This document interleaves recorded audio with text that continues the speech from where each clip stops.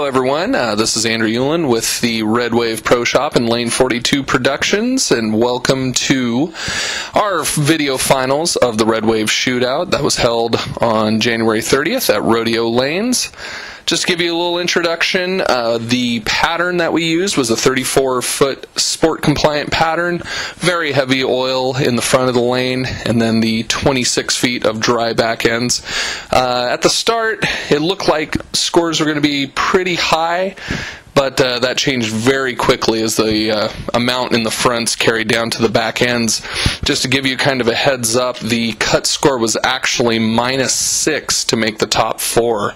Doug Henderson had -6 for 4 games to sneak into the top four. Kyle Jordan was our leader at 50 over, and then second place was Jason Teehee, and following him was Mark Bourdais. So to kind of set up, our semifinals pitted Doug Henderson against Kyle Jordan. Kyle squeaked out the victory with a 202 over a 191. Doug had the misfortune of getting a 5-count washout in the 10th. It looked like he lost his footing a little bit and ended up with that 5-count washout to give Kyle the win. On the other side, Mark Bourdais beat Jason Teehee 220 to 200. Mark had a pretty good string in the middle of the match, which put Jason away, and really not much of a match there. So on to our finals. We have Mark Bourdais against Kyle Jordan.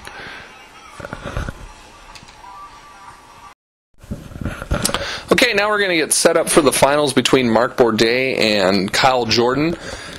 Those of you who know Mark and Kyle know that there cannot be two more different styles of bowling that you're going to see in this final match. Mark Bourdais is definitely a more down and in. He's a full roller, old school style, as he is proud of. And Kyle is definitely the more modern power player. Despite his small frame, he definitely gets a lot on the ball. He definitely tears the cover off of it, as you will see. So here we're going into our final match. Mark starts off. Now you're going to see actually a very good difference between lanes 5 and lane 6. Mark's starting off with a light 7-pin there. Lane 5 seemed to be finishing a little bit better than lane 6. You'll see that as the match goes on, and it definitely factors into the outcome. Over on 1 and 2, we had Doug Henderson and Jason Teehee facing off in the 3rd and 4th place match, which was actually a very brutal match, which I'll give you the results of later in this commentary. And Mark makes his spare. So we saw Mark throw the ball, and now we're going to catch a glimpse of Kyle and what he does to the ball compared to Mark.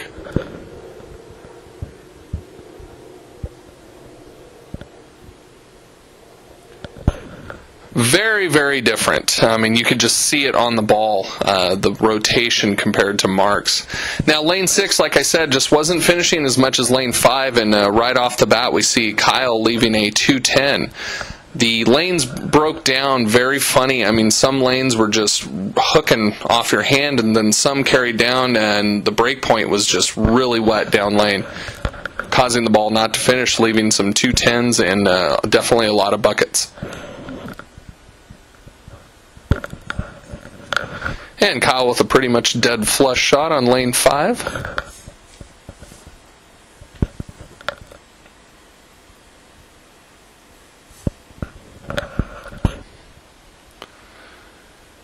And we see Mark coming up a little bit light. Again, that was the characteristic of lane 6. The ball just was not finishing down lane. Be interesting to see how the bowlers adjust to that throughout the game.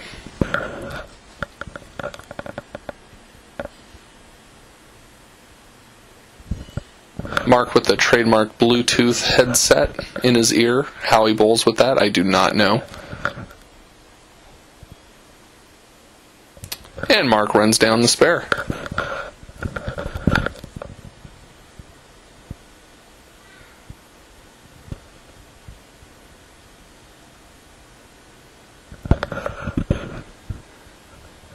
All right, Mark leaving another 2-4-5. Again, early in the match, he's having trouble getting the ball to finish. Don't know if he's going to move right, switch balls, what he's going to do, but right now he's having trouble having the ball finish on the lanes.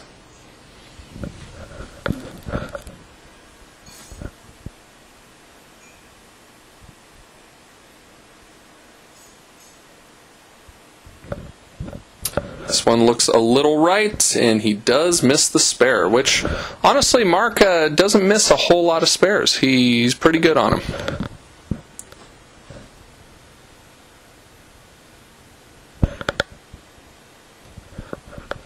And for the third frame in a row, we see the 2-4-5. Now, at this point, I'm very surprised that we haven't seen more adjustment on lane 6. In these one-game matches, bowlers really kind of need to take a look at what the other bowler's doing as well as themselves.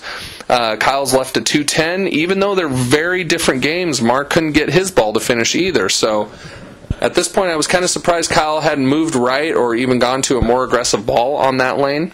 The Jason Teehee theory of one ball per lane, he does that very often. And a dead flush shot from Kyle.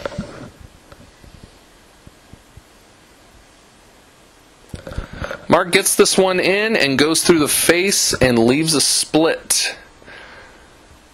With Mark's game and the patterns being as tight and tough down lane as they are, Mark has to be extremely accurate to get the ball to finish and definitely carry on this. So if he misses one in, it's probably going through the face and does not get a break and leaves a split.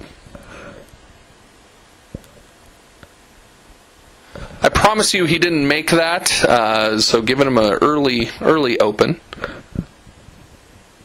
See how he comes back from the split, and he dead flushes one. Again, lane 5 definitely finishing more than lane 6.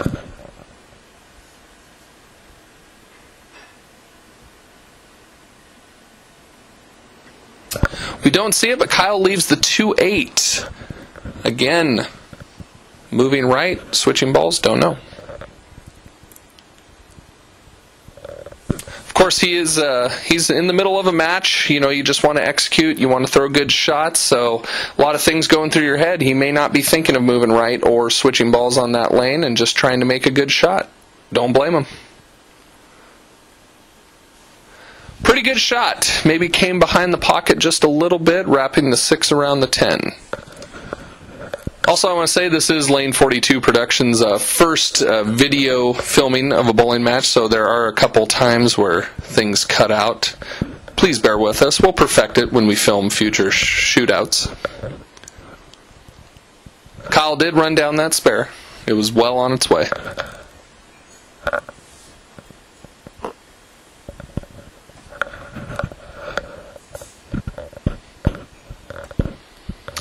Mark goes high on this shot and leaves the 4-7. Again, he's trying to kind of fit it in there, but when he misses left, it's definitely going through the face.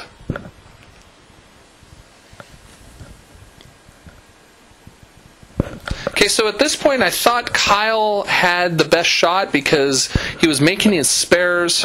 He only had the early open in the first frame. Mark had 2 opens at this point. And again, there, the ball not finishing. I thought Kyle definitely had the advantage because Mark didn't look like he was going to be able to string some strikes together. But you never know.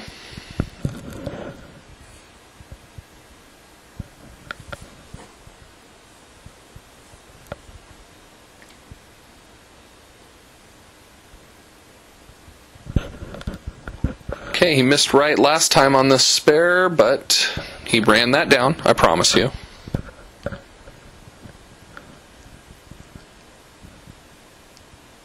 Now that was dead flush. That was the best shot Kyle had made on that lane at that point. Now that one, it looks like he got into a little much. I don't know, maybe he really got into the one on 6 in order to get it to finish, and maybe it left over on his shot on lane 5, but definitely hit the heck out of that ball, and with lane 5 hooking just a touch more, goes through the face. Now leaving a split like this late in the game definitely hurts. And he did not make that. It looked close, but he did take just the 7 off of it.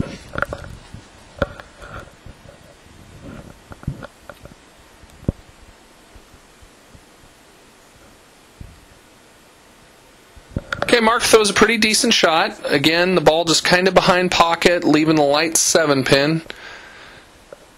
Still not able to threaten Kyle. Kyle definitely had the upper hand at this point. And over on lane 1 and 2 was our 3rd and 4th place match, which absolutely brutal. You see an open frame there. I'll let you know Doug Henderson beat Jason Teehee in that match 158 to 147.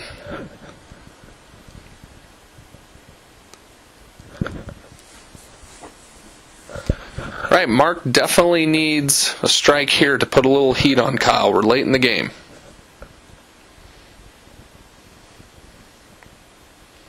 Pretty good shot from Mark. That was the 9th frame, setting up his 10th frame.